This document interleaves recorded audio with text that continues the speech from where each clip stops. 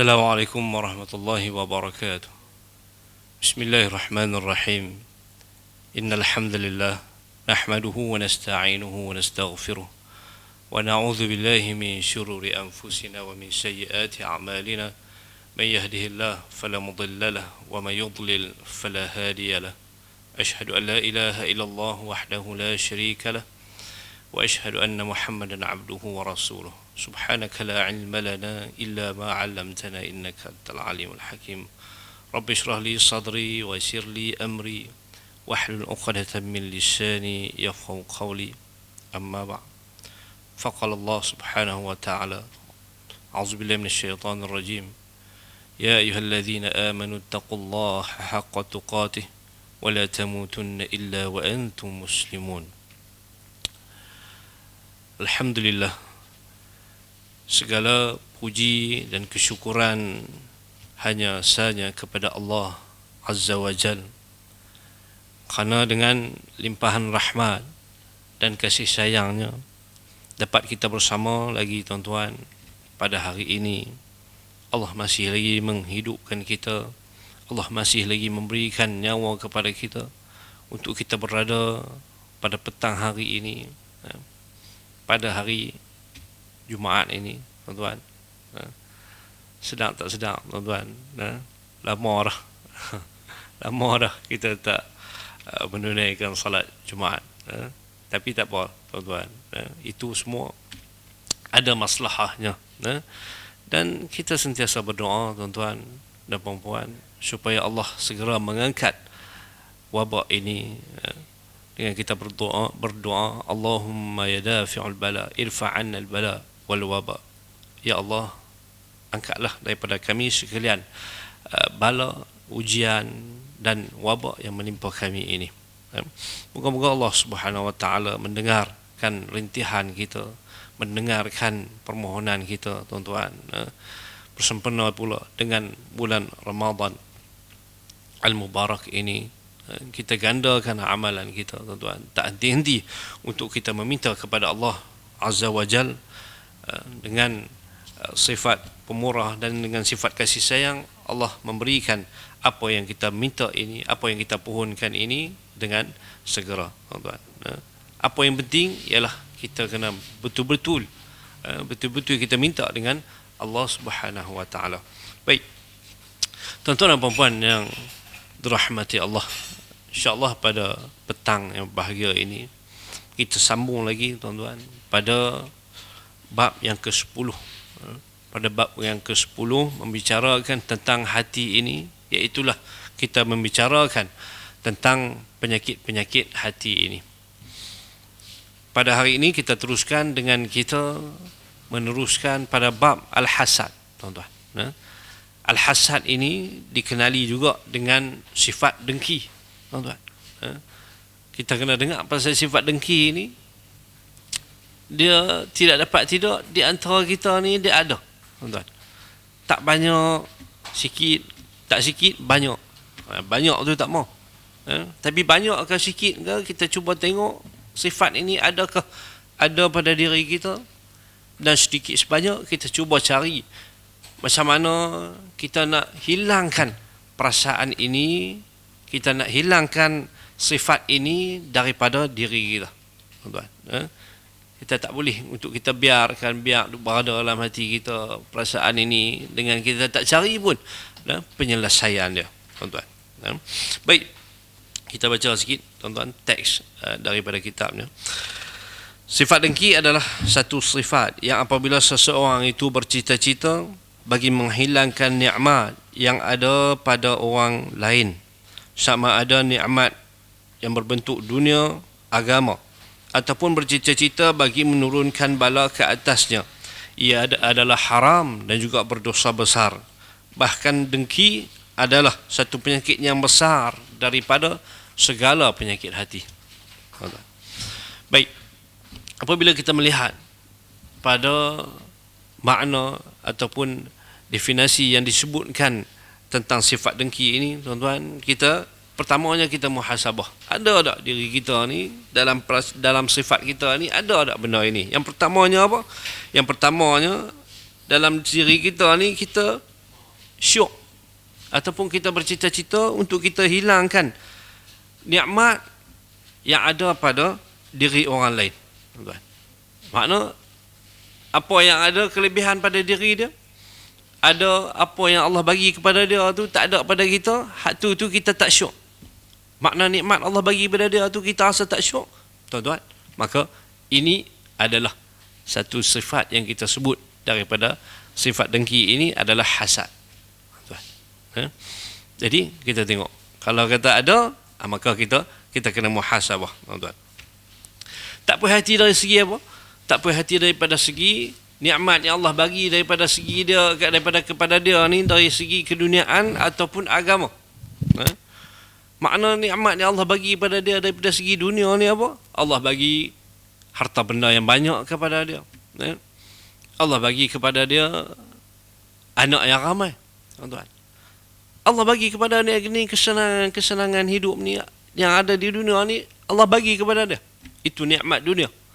Yang mana Allah tak bagi kepada kita. Bukan Allah tak bagi, Allah yang ada pada dia tapi tak ada pada kita, tapi kita berasa tak syok dengan apa yang ada pada dia itu, tuan-tuan. Bila kita berasa tak syok itu, bila kita berasa kata bila Allah kita berasa lebih syok kalau dia tu tak ada benda-benda yang kita sebutkan tadi, tuan-tuan, maka beringat bahawa itu adalah hasad, tuan-tuan. Tentang apa? Hasad tentang benda-benda dunia ini. Kemudiannya, yang keduanya, hasad ini daripada segi agama, tuan-tuan. Daripada segi agama. Daripada segi agama ni makna apabila Allah bagi kepada dia kelebihan, tuan-tuan, dia boleh baca Quran lebih pada kita. Dia boleh apa? Dia boleh beribadah lebih daripada kita. Dia ada ilmu pula, tuan-tuan. Dia ada ilmu agama lebih daripada kita. Dan dengan perkara-perkara itu, kita tak syok kepada apa yang dia ada daripada segi agama ini, tuan-tuan. Kita tak syok ni. Kita tak syok, dan daripada yang sama, kita bercita-cita untuk Allah ni tarik benda tu daripada dia. Kita syok kalau dia tu tak boleh apa sama dengan kita. Maka, tuan-tuan, beringat bahawasanya kita mempunyai dalam diri kita ni ada hasad, iaitulah perasaan dengki, tuan-tuan. Ataupun ada yang lebih buruk lagi, bukan takat kita nak minta Allah cabut nikmat daripada dia, kita nak minta Allah bagi bala pula ke atas dia. Kita syok pula bila dia ditimpa musibah, bila dia ditimpa ujian, tuan-tuan. Ini masalah. Kalau ada di dalam diri kita benda perkara-perkara itu, menandakan kita ada masalah dengan apa? Dengan hati kita. Maka cepat-cepat, tuan-tuan, untuk kita jauhkan daripada hasad ini. Kerana apa? Kerana benda ini terang-terang dah ia merupakan satu benda yang haram, dan apabila terus kita berhasad kepada dia, maka satu masa nanti benda ini akan menjadi terus kita ni berdosa besar, tuan-tuan. Berdosa besar, dan dia boleh mengakibatkan berbagai perkara. Sebab itulah Nabi SAW, tuan-tuan, hadis yang direkodkan oleh Abu Daud daripada Abu Hurairah radhiyallahu anhu, kata Nabi, iyyakum wal hasad fa innal hasada ya'kulul hasanati kama ta'kulun narul hatab, atau qala al-ushbah. Apa makna dia? Kata Nabi SAW, hindarilah dengki, kerana dengan dengki itu dia menghancurkan kebaikan yang kita ada, seperti mana kama ta'kulun nar al-hatab, seperti mana kita tengok api itu dia memakan kayu api, tuan-tuan, ataupun kayu memang buat untuk bakar. Kita tengok api makan marak, tuan-tuan, sebegitu apa perumpamaan yang Nabi SAW bagi ini, seumpama kebaikan itu adalah kayu bakar itu. Kemudian dengki, hasad ini merupakan api, yang mana api ini dia membakar, dia bakar kayu ni sampailah jadi abu dan sebagainya. Akhirnya apa? Akhirnya sia-sia, tuan-tuan. Tuan, bila kita tengok kayu ni dia dibakar oleh api lagi banyak, tuan-tuan, lagi banyak. Bila lagi banyak kayu, lagi banyak api dia marak, tuan-tuan. Tuan, rugi. Kita ni dah amalan kebaikan ni tak banyak, tuan-tuan. Amalan soleh ni tak banyak. Ada tu ada, tapi tak banyak, tuan-tuan. Tapi tak banyak. Bila tak banyak ni, ada pula kita ni perasaan dengki, perasaan hasad ini, tuan-tuan. Maka rugi bagi kita yang tak amalan tak banyak ni, bila amalan kita tu dimakan, amalan kebaikan kita itu dimakan oleh sifat dengki ni, tuan-tuan. Rugi. Jadi kita kena muhasabah diri kita, tuan-tuan. Baik, Nabi SAW, tuan-tuan, dalam menyatakan dalam sebuah hadis yang lain, kata Nabi, la tahasadu wa la taqata'u wa la tabaghadu wa la tadabaru wa kunu ibadallahi ikhwana. Kata Nabi SAW, hadis yang disebutkan di dalam Al-Bukhari, an Abi Hurairah an Nabi sallallahu alaihi wasallam qala iyyakum wa dhann. Ini teks dia yang asal, tuan-tuan. Teks dia yang penuh. Iyyakum wa dhann fa inna dhann akdhib al-hadis. Fa inna dhann akdhab al-hadis. ولا تحسسوا ولا تجسسوا ولا تحاسدوا ولا تدابروا ولا تباغضوا وكونوا عباد الله إخوانا. Hadis daripada Abu Hurairah, dia melaporkan bahwasanya Nabi SAW berkata, iyyakum wazzan. Iyyakum wazzan ni makna hindarilah kepada kamu sekalian ni zan. Zan ni apa? Zan ni berburuk sangka. Sebab apa? Sebab berburuk sangka tu akdzabul hadis. Akdzabul hadis ni makna buruk sangka ni adalah buruk sangka ni adalah ucapan yang paling dikirakan sebagai ucapan yang paling dusta. Kemudian larangan Nabi lagi, larangan, tuan-tuan. Nabi kata apa? Nabi kata wala tahassasu, dan janganlah kamu sekalian wala tahassasu wala tajassasu, dan janganlah kamu sekalian mengintip orang yang lain. Wala tajassasu, dan janganlah kamu mengintip ataupun mencari-cari keaiban orang lain.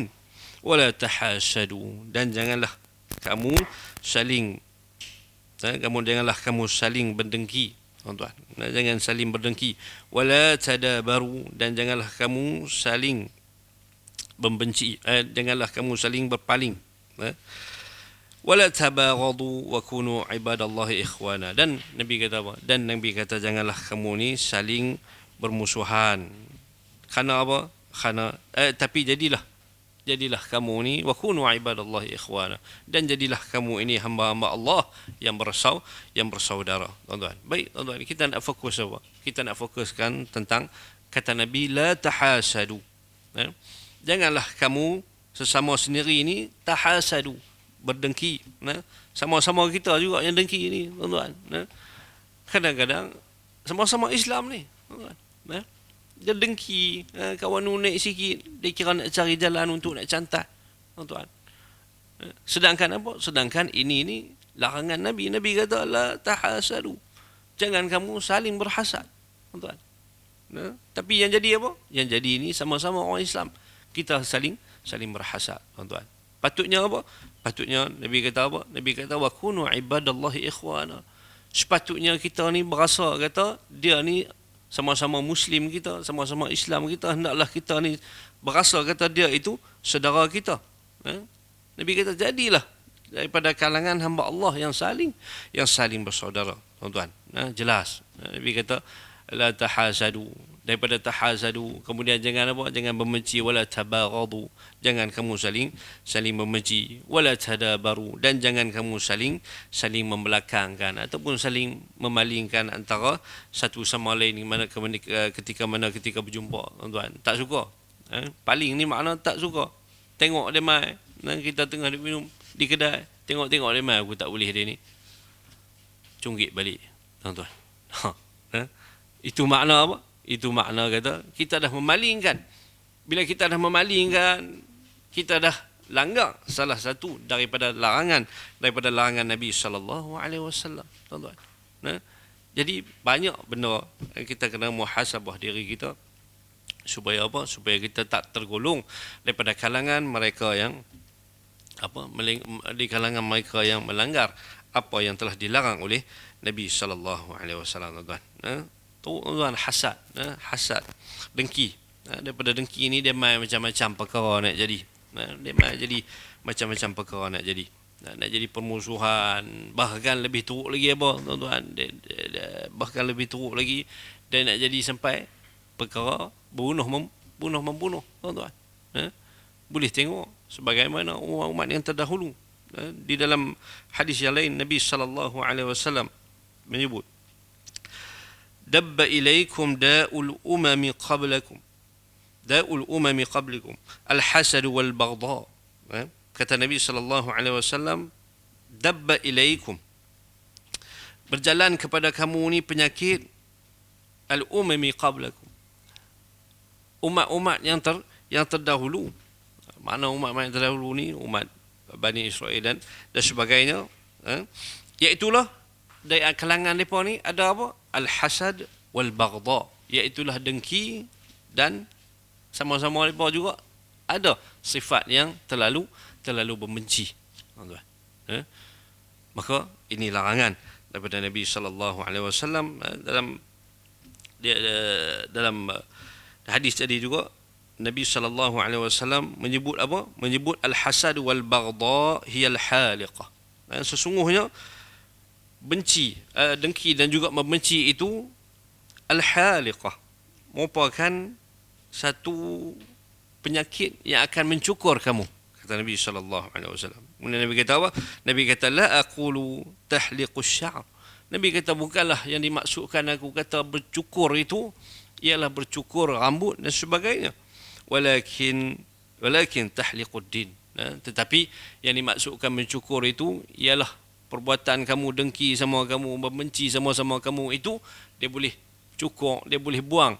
Boleh buang apa? Boleh buang agama daripada diri kamu. Kemudian kata Nabi lagi, wallazi nafsi biyadihi la tadkhulul jannah hatta tu'minu.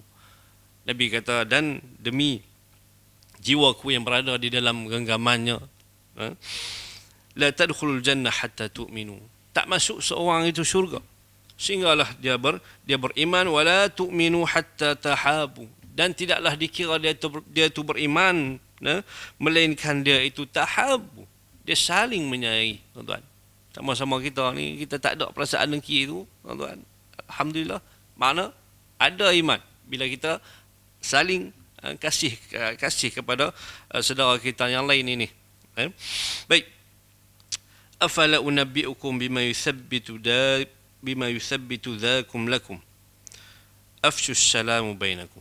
Kemudian kata Nabi sallallahu alaihi wasallam, maukah kamu semua aku khabarkan, aku bagi tahu kepada kamu tentang benda yang dapat mengukuhkan hubungan di antara kamu. Apa dia Nabi kata? Afshus salamu bainakum. Bagilah salam, sebarkan salam di antara kamu, tuan-tuan. Mana mudah Nabi bagi. Jumpa orang, bagi salam. Jumpa orang sama ada kenal ke tak kenal ke, tuan-tuan, kita jadikan amalan kita. Masuk ke kedai, kita mulakan dengan bagi salam, tuan-tuan. Kerana di dalam salam itu ada makna yang baik. Kita mendoakan kesejahteraan kepada dia, tuan-tuan. Bila kita mendoakan kesejahteraan kepada dia, bila masa di dalam hati kita ni nak ada sifat hasad, bila dalam hati kita ni nak ada sifat dengki, tuan-tuan, tak ada. Sebab itu Nabi bagi antara salah satu kaedah dia untuk elak daripada hasad dan juga dengki ini ialah kita bagi salam, sebarkan salam di antara kamu, tuan-tuan. Baik. Tuan-tuan dan puan-puan yang dirahmati Allah. Sebenarnya sikap dengki itu berpunca daripada sifat takabur. Ada kalanya bermusuhan, nafsu yang keji serta kedekut dengan nikmat Allah Subhanahu wa taala atas hamba-Nya dengan tujuan yang tidak baik. Itu bagi makna yang lain, makna yang lain kepada sikap dengki. Bukan makna yang lain, makna nak abang kata dengki itu. Dengki itu kadang-kadang dia puncaknya, dia berpunca. Dia mai daripada sifat kita ini takabur. Takabur ni apa? Takabur ni masing-masing nak besar diri. Dia tak boleh tengok orang lain lebih pada dia, tuan-tuan. Dia tak boleh tengok orang lain lebih pada dia. Pasal apa? Pasal takabur. Bila takabur ni dia tak boleh kalau orang ni lebih pada dia, tuan-tuan. Ada benda, tuan-tuan. Ada perkara yang kita boleh hasad ni. Bukan hasad ni, hasad yang bila kita cuba untuk munafasah dengan dia, tuan-tuan. Munafasah ni bersaing. Contoh apa? Ini satu benda yang dibenarkan. Kata Nabi SAW, la hasada illa fitnatain. Tidak boleh hasad. Keseluruhannya tak boleh hasad, tuan-tuan. Melainkan fitnatain. Melainkan pada dua perkara ni. Dua perkara ni, satunya Nabi bagi perumpamaan. Nabi kata, rajulun atahu Allahu malan fasullita ala halakatih fil haqq. Wa rajulun atahu Allahu al-hikmah fahuwa yaqdi biha wa yu'allimuha. Tuan-tuan. Nabi kata apa? Nabi kata dua perkara ni. Hasad yang lain semua tak boleh, melainkan dua perkara ni. Apa dia? Satunya Nabi kata seorang lelaki yang kita boleh hasad ni. Yang seorang lelaki ni yang mana yang Allah bagi kepada dia ni malan. Allah bagi kepada dia harta. Kemudian dia belanjakan harta dia tu tidak dengan cara yang sia-sia. Dia belanjakan harta dia ni pada jalan yang benar. Tuan-tuan. Kita tengok, Allah bagi kat dia kelebihan itu. Tiba-tiba dia pula gunakan dia gunakan harta yang Allah bagi kepada dia itu pada jalan yang benar, tuan-tuan. Infak dia, zakat dia, tuan-tuan. Kebaikan dia semua orang tahu. Bukan dia nak cerita kat orang, tapi apabila dia bagi ini tersebar. Bukan dia yang cerita, tapi tersebar, tuan-tuan. Jadi bila kita tengok, kita berasa hasad. Tapi dalam masa yang sama, kita berasa kata kita nak lawan dengan dia. Kita nak lawan dengan dia dalam masa yang sama. Bukanlah kita nak suruh Allah ni angkat terus. Bukanlah kita nak suruh Allah hilangkan terus kekayaan daripada dia. Tak. Dia tak apa kaya tu. Tapi kita nak jadi macam dengan dia. Ataupun kita nak jadi lebih lagi daripada dia. Tuan-tuan. Ini yang Ibn Hajar Al-Asqalani menyebut bahawasanya itu yang dipanggil sebagai ribtah. Tuan-tuan. Maka ribtah ni, inilah yang disebut sebagai ribtah. Kemudian satu lagi yang Nabi kata apa? Yang Nabi kata seorang lelaki yang Allah bagi kepada dia, Allah bagi kepada dia ilmu dan juga hikmah. Allah bagi kepada dia ilmu dan hikmah. Kita tengok bila dia ada ilmu, dan juga dia jadi seorang yang bijaksana, dia gunakan ilmu dia itu untuk berhukum. Dia gunakan ilmu dia itu untuk berhukum, dan juga dia gunakan ilmu dia itu untuk sebarkan, untuk mengajarkan kepada orang lain, tuan-tuan. Hari ni kita boleh hasad, tuan-tuan. Hasad ni macam saya kata tadi, hasad yang dibolehkan ni bukannya kita kata nak bagi dia ni tak erti apa. Tak. Maksud daripada ribtah ni ialah hasad yang mana yang kita nak supaya kita jadi seperti dia. Supaya kita jadi dapat ilmu, ada ilmu seperti dia, dapat dapat amalkan dengan ilmu yang ada, dan juga dapat mengajarkan kepada orang lain, tuan-tuan. Itu yang dimaksudkan oleh Nabi sallallahu alaihi wasallam, yang Nabi kata apa? Nabi kata tidak hasad melainkan boleh pada dua perkara ini, tuan-tuan. Baik. Kemudian tuan-tuan, kita tengok sikit apa yang punca daripada sifat takabur, sifat dengki ini. Satu jadi ini takabur. Satunya lagi apa, tuan-tuan? Satunya lagi dengki ini dia main daripada sifat permusuhan, tuan-tuan. Sifat permusuhan, duk musuh lama dah. Bila kita bermusuh dengan dia sama sekali lah. Jaranglah orang nak tengok. Jaranglah apabila seseorang tu dia bermusuh dengan orang lain, dia boleh tengok musuh dia ni senang. Jarang dia ni senang hati bila tengok musuh dia tu, apa orang kata, musuh dia tu duduk dalam keadaan yang damai, tuan-tuan. Itu yang kita kata punca permusuhan ni, dia akan menyebabkan dengki. Dia tengok dia berkelain, tuan-tuan, tak setuju angin lama lah. Tapi bila tengok kawan tu jadi apa, tuan-tuan, ada keluarga yang baik, ada keluarga yang baik, Allah bagi kepada dia ni nikmat, harta dan sebagainya, tuan-tuan. Jadi orang yang bermusuh ni, kita bermusuh dengan dia, maka kita akan merasa tak suka dengan apa yang Allah kurniakan kepada dia, tuan-tuan. Makna itu adalah punca. Puncanya apa? Puncanya permusuhan, tuan-tuan. Nauzubillah min zalik. Tuan-tuan, kita kalau boleh, tuan-tuan, kita Kita nak, kalau boleh kita ni nak hidup dengan aman, tuan-tuan. Kita nak hidup dengan tanpa kita ada hasad kepada orang lain, tuan-tuan. Dan saya kita tengok apa keburukannya lagi, hasad ini. Baik, tuan-tuan. Selain itu, bagi kita perlu menyukai nikmat seseorang itu hilang atau ditarik kerana nikmat itu membuatkan seseorang itu melakukan maksiat atau menyebabkan berlakunya perkara-perkara berunsur maksiat. Dalam hal ini, kita sebenarnya bukan menyukai nikmat itu hilang, tetapi dikira menyukai pekerjaan yang menyebabkan maksiat itu hilang. Tandanya adalah apabila seseorang itu meninggalkan maksiat, kita tidak menyukai nikmat itu hilang daripadanya, tuan-tuan. Baik, tuan-tuan, hari ini salah satunya yang kita kata bukan dikira sebagai dengki ni ialah apabila kita mau, apabila kita berasa, apabila kita mau supaya Allah SWT tarik sikit nikmat daripada dia, tuan-tuan. Sebagai apa? Sebagai peringatan kepada dia. Sebab apa? Sebab bila kita tengok apabila dia dapat nikmat yang besar, nikmat yang banyak daripada Allah Subhanahu Wa Taala, lagi banyak kemaksiatan yang dia buat, tuan-tuan. Siapa tak kenal dia? Semua orang kenal. Semua kaki apa ni, semua dia kaki, tuan-tuan. Kita tak sebutlah kaki apa. Hampir kaki pelik-pelik ni semua dia kaki. Jadi dengan orang macam ni, tuan-tuan, kita suka untuk Allah tarik sikit nikmat yang Allah bagi kepada dia ni. Supaya apa? Supaya dengan Allah tarik nikmat tu dia dapat kesedaran, tuan-tuan. Tapi setakat itu saja. Kita tak boleh lebih-lebih, tuan-tuan. Kita tak boleh lebih-lebih. Kadang-kadang kita mau dia ni terbenam terus. Terbenam terus ni makna duduk tak boleh bangkit-bangkit dah. Tak mau lagu tu. Dan kita mau apa? Kita mau supaya apa yang dia lakukan maksiat tu, apabila Allah tarik sikit nikmat-nikmat yang Allah bagi itu, dia sedar dan cukup sekadar itu, tuan-tuan. Apabila dia sedar, dia dah baik, kita mendoakan supaya Allah tambah kembali nikmat kepada dia, tuan-tuan. Setakat itu saja. Kita tak boleh melebih-lebih.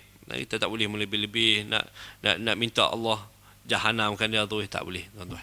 Itu bukan daripada sifat agama. Sifat agama ni minta Allah suruh tarik balik sikit nikmat supaya dia berasa apa, tuan-tuan, supaya dia dapat tinggalkan maksiat yang telah dilakukan, tuan-tuan. Baik, tuan-tuan. Di dalam diri kita ni kita kena tengoklah, tuan-tuan. Kita kena tengok dengan jiran kita pun macam tu juga. Kadang-kadang bila jiran kita ni dapat satu benda yang baik, tuan-tuan, dia dapat satu perkhabaran yang baik, apabila orang ada hasad ni, dia akan berasa tak suka. Dia akan berasa tak suka. Ni pula kat raya ni, tuan-tuan. Tapi raya lambat lagi. Bila-bila dia tengok lori perabot mai, dia ingat kot mai rumah dia. Dia tengok mai rumah jiran, tuan-tuan. Mai rumah jiran, waktu turun perabot apa semua, dia tengok, tuan-tuan. Dia pergi ingat ke lelaki dia. Dia pergi ingat ke lelaki dia. Macam-macam lah. Pasal apa? Pasal dia rasa tak suka, tuan-tuan. Pasal dia rasa tak suka. Bila rasa tak suka itu, kita kena muhasabah. Aku ni ada hasad ke? Aku didengki kat dia ke? Tuan-tuan. Tapi kalau kita tengok, alhamdulillah, dia boleh dapat benda-benda yang baru, tuan-tuan. Kita tumbang seronok, tuan-tuan. Kita cuba fikir balik, adakah kita suka kalau jiran kita ni susah? Kalau kita suka, mana pelik pada diri kita. Tapi kalau kita ni apabila ada benda-benda yang baik kepada dia, seorang jiran ni seharusnya apa? Seorang jiran yang tak ada perasaan dengki ni, tak ada perasaan hasad ni, apabila dapat satu benda-benda yang baik kepada dia, kita ucapkan tahniah kepada dia, tuan-tuan. Kita bagi satu pujian yang baik kepada dia, tuan-tuan. Itu makna apa? Itu makna suci, bersih diri kita daripada hasad, tuan-tuan. Baik. Kita baca tu teks dia, tuan-tuan. Kita perlu mengetahui penyakit hati seperti dengki ini tiada ubatnya melainkan dicampurkan dengan ilmu dan amal. Seperti ma'jun, yakni ubat campuran, tuan-tuan. Syekh kata apa? Syekh kata Penyakit hati seperti dengki ni tak ada ubat dia lah. Melainkan kena campur dua benda ni. Kena campur dua benda ni, iaitulah ilmu dan juga amal. Ilmu dan juga amal ni kena campur sekali, tuan-tuan. Syekh bagi perumpamaan seperti mana ma'jun. Ma'jun, tuan-tuan. Macam mana kan ma'jun? Ma'jun kuat salasa. Ma'jun kuat. Sebut ma'jun ni, tuan-tuan. Makna apa? Ma'jun ni dia campur. Dia campur semua duduk dalam tu. Kita telan dia, tuan-tuan. Macam-macam tongkat dia campur dalam. Kita ajar apa? Kita ajar telan dia. Macam minum kopi lah. Kan? Dia pun campur macam-macam. Seperti itulah. Penyakit hati seperti dengki ni dia akan hilang apabila kita ada campuran daripada segi ilmu dan juga amal. Dengan adanya ilmu, kita akan mengetahui dengki itu boleh memberi mudarat kepada dirinya sendiri, bukan kepada orang yang mereka dengki itu. Bahkan perbuatan itu dapat memberi manfaat kepada mereka yang didengki itu, memberi mudarat terhadap diri sendiri. Tuan-tuan. Baik, bila ada ilmu, kita tahu. Kita dapat tahu bahawasanya benda-benda yang kita duk dengki ke orang ni, benda-benda yang kita duk hasad kepada orang ni, benda tu, tuan-tuan, benda hasad ni tak dapat mudarat dia ni, bukan dapat kepada mereka, tapi mudarat dia ni dapat kepada diri kita. Kita aja yang duk taram, kita aja yang duk sakit hati, tuan-tuan. Dia syok, tuan-tuan. Dia syok dapat nikmat dan sebagainya. Kan? Kita yang duk taram, susah hati, duk fikir siang malam macam mana nak berjatuh kawan ni, tuan-tuan. Ni dengki, hasad. Tuan-tuan, bila ada ilmu, perkara-perkara ni dia dapat menghilangkan. Bila dia fikir balik, aku ni buat apalah tak suka kat dia, buat apalah duk dengki kat dia. Aku ni duk dengki kat dia buat apa? Dia tak ada apa pun, aku duk fikir lebih. Lah ni aku buat hal aku.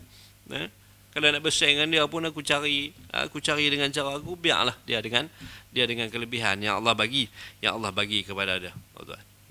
Kemudian bila ada ilmu, dia belajarlah tadi. Yang Nabi kata apa?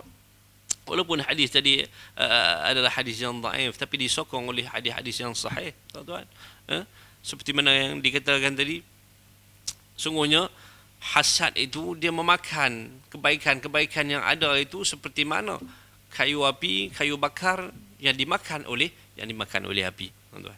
Tuan-tuan, bila dia nak dengki ke orang, dia pun belajarlah. Dia kata, oh, tak boleh dengki ni. Bila aku dengki ni, dia ni tak ada apa, aku ni je. Dah amalan tak banyak. Duk kurang. Lah kali aku ni tak ada apa. Maka ada ilmu adalah satu cara, adalah satu cara untuk kita apa, tuan-tuan, untuk kita jadikan dia sebagai ubat, sebagai pencegah daripada kita ni berhasad dengki kepada orang lain, tuan-tuan. Baik, sikap dengki menyebabkan kemurkaan Allah Subhanahu Wa Taala pada diri orang itu sendiri. Ini kerana dia murka pada takdir yang ditetapkan oleh Allah Subhanahu Wa Taala dan kedeku terhadap nikmat Allah Subhanahu Wa Taala yang diberikan kepada orang lain. Ini yang dinamakan mudarat kepada agamanya, tuan-tuan. Tuan-tuan, kelebihan yang Allah bagi kepada dia, kelebihan juga yang Allah bagi kepada dia, tuan-tuan, itu kita kena akur bahwasanya itu merupakan takdir ataupun ketentuan yang telah ditetapkan oleh Allah Subhanahu Wa Taala. Kadang-kadang Allah bagi kepada dia kelebihan daripada segi harta benda, tapi kita tengok dia, orang kata apa, anak dia tak ramai. Kita ni Allah tak bagi banyak lah daripada segi harta benda, tapi Allah bagi kepada kita ni apa? Anak-anak yang ramai, tuan-tuan. Kadang-kadang ni, tuan-tuan, kita duk fikir orang yang lebih daripada kita, tanpa kita memikirkan apa yang Allah dah bagi kepada kita. Bila kita fikir apa yang Allah dah bagi kepada kita, nescaya ada dalam diri kita ni sifat syukur, tuan-tuan. Bila kita syukur dengan nikmat Allah Subhanahu Wa Taala, kita percaya Allah akan tambahkan lagi nikmat, tuan-tuan. Baik, sesungguhnya perbuatan dengki itu memberi manfaat terhadap orang yang didengkinya. Sifat itu sedikit pun tidak akan menyebabkan kemudaratan padanya, kerana nikmat itu tidak akan hilang daripadanya bahkan kebajikannya digandakan. Selepas pahala kebajikan si pedengki itu dipindahkan kepadanya, secara ringkasnya orang yang bermusuhan itu seperti membaling batu terhadap musuhnya, tetapi tidak terkena pada sasarannya. Sebaliknya, batu itu kembali kepada matanya hingga menyebabkan buta. Tuan-tuan, Allah, perumpamaan yang diberi ini, tuan-tuan. Kita dengki kepada dia, tuan-tuan. Dengki itu tak ada manfaat pun pada kita. Bahkan dia tak kurang apa pun daripada apa yang kita duk dengki ni, tuan-tuan. Kita duk jaki kat dia, kita duk tak puas hati kat dia ni, dia tak kurang apa pun. Malahan kita pula yang dikurangkan daripada segi apa? Daripada segi kebajikan, tuan-tuan. Daripada segi kebajikan kita berkurang. Pasal apa? Pasal kita dengki. Bila mula dengki ni, kita akan buat cerita macam-macam. Kita akan mula buat sebarkan fitnah. Kita tengok dia kaya, kita tengok dia berharta dan sebagainya. Kita akan, bila kita tak suka ni, bila ada dengki ni, kita akan bawa cerita kepada orang lain sampai tengok tu. Tengok pergi kerja dia 3 hari balik mai tengok kaya, jual apa pula, tuan-tuan. Jual apa pula. Jadi, tuan-tuan, bila kita bawa cerita lagu tu, kita teringat seperti mana hadis yang telah kita baca sebelum ni. Seperti mana orang yang muflis, tuan-tuan. Hari kiamat datang dengan puasa, datang dengan salat, datang dengan zakat dan sebagainya. Akhirnya apa? Akhirnya dia memfitnah orang yang didengki dia itu, tuan-tuan. Segala kebajikannya, segala amalannya, segala kebaikannya dia ambil, tuan-tuan. Lah kali tak ada apa kepada kita. Bukan tak ada apa, timbangan tak ada apa, tuan-tuan. Dicampakkan ke dalam neraka, tuan-tuan. Bahkan orang yang kita dengki itu tak ada kurang apa pun, tak ada mudarat apa pun kepada dia, tuan-tuan. Benarlah kata Syekh. Syekh bagi perumpamaan apa? Perumpamaan seolah-olah kita baling batu tu, tuan-tuan. Tak kena pada tempat yang kita baling tu. Tiba-tiba baling tu patah balik mai kepada kita, tuan-tuan. Mai kepada kita. Kalau mai ni celah sedikit tak apa, tapi Syekh bagi perumpamaan ni patah balik kepada kita ni sampai apa? Sampai buta, tuan-tuan. Jadi kita kena sentiasa perbaiki diri kita, sentiasa tengok supaya sifat-sifat mazmumah ini dapat dihindarkan daripada diri kita, tuan-tuan. Baik, tuan-tuan, kita tengok pula apa yang amalan yang dapat kita buat sebagai penawar daripada sifat dengki kita ni, tuan-tuan. Sifat dengki. Amal yang perlu dilakukan adalah seseorang itu perlu mengetahui hukum disebabkan dengki itu serta setiap perkataan dan perbuatan yang boleh menyebabkan kedengkian itu berlaku. Apabila seseorang itu mengetahui perkara itu, maka setiap tingkah lakunya perlu bertentangan dengan perkara itu bagi mengelakkan daripada terjadinya perasaan dengki terhadap orang lain, tuan-tuan. Baik, tuan-tuan, kita kena semak, kita kena tengok, apa yang disebabkan dengki itu. Apa yang disebabkan dengki itu? Perkataan dan perbuatan yang kita buat boleh menyebabkan kedengkian itu berlaku. Kita kena tengok apabila kita sedar, buat lagu ni rupanya kesan dia mai hasad, mai perasaan dengki dalam diri kita. Seseorang itu dia kena cuba elok. Dia kena cuba buang, tuan-tuan. Bukan cuba sungguh-sungguh untuk buang. Antara amalan lain yang boleh dilakukan adalah dengan memuji-muji orang yang didengkinya itu serta menzahirkan perasaan sukacita dan gembira dengan nikmat yang dimiliki oleh orang lain serta merendah diri. Hal yang demikian boleh menyebabkan musuhnya itu bertukar menjadi kawan bagi dirinya. Sifat dengki dalam dirinya juga akan padam dan terlepaslah dia daripada dosa dan siksaan disebabkan sifat tercela itu, tuan-tuan. Boleh tak nak buat lagu ni, tuan-tuan? Kita dengki ke dia? Orang yang kita duk bermusuh dengan dia, orang yang kita duk kadang-kadang kita duk rasa tak puas hati dengan dia, tuan-tuan. Syekh kata apa? Syekh kata kita buat apa? Kita zahirkan dengan cara kita memuji orang yang didengki itu. Makna apa? Makna nak suruh berlawan, nak suruh lawan dengan perasaan ni. Nak suruh lawan dengan perasaan. Kita tengok ish, geram. Bila geram itu kita lawan dengan cara apa? Kita lawan dengan cara kita pergi puji dia, kita pergi sembang dengan dia, tuan-tuan. Maka dengan sebab itu boleh menyebabkan musuh itu bertukar menjadi kawan bagi diri dia, tuan-tuan. Allah Subhanahu Wa Taala payah jari, tuan-tuan. Payah jari ya.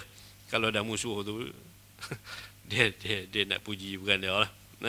Ataupun kita tak puji dah. Kita tak pujilah berdepan, tuan-tuan. Tapi kita katalah bagus juga. Bagus juga. Dia ni apabila dapat sesuatu tu, apabila Allah bagi kat dia dengan kelebihan tu, aku tengok dia ni rajin bagi sedekah dan sebagainya, tuan-tuan. Itu cara apa? Itu caranya kita nak memuji walaupun tak berhadapan dengan dia, tuan-tuan. Baik. Allah Subhanahu Wa Taala menegaskan dalam surah Al-Fussilat, idfa' billati hiya ahsan fa idzal ladzi bainaka wa bainahu adawatun ka'annahu waliyyun hamim. Kata Allah, tolaklah kejahatan yang ditujukan kepadamu dengan cara yang lebih baik. Apabila kita berlaku demikian, maka orang yang marah, orang yang menaruh rasa permusuhan terhadapmu dengan serta-merta menjadi seolah-olah seorang sahabat karib, tuan-tuan. Jadi ayat ini sokongan kepada apa yang telah kita sebutkan tadi. Rasa kata nak marah kat dia, rasa kata nak dengki kat dia, kita cuba cari jalan untuk buat satu benda yang berlawanan dengan sifat hasad ini, tuan-tuan. Baik. Kamu perlu mengetahui manusia itu mempunyai tabiat menyukai apabila kawan atau saudaranya itu mendapat nikmat, tetapi membenci apabila musuhnya itu mendapat nikmat. Membenci orang yang mengganggu kawan dan saudaranya, tetapi menyukai pula apabila ada orang yang mengganggu musuhnya. Itu, tuan-tuan. Biasa-biasa macam kita katakan tadi. Orang dengki ni tabiat dia apa? Orang yang dengki ni tabiat dia tak suka. Dia tak suka apabila musuh dia tak suka apabila orang yang dia bermusuh ni, orang yang dia benci ni dapat nikmat. Dia tak suka benda tu. Bahkan dia seronok pula, tuan-tuan. Bahkan dia seronok pula kalaulah orang yang dia tak suka tu dapat musibah.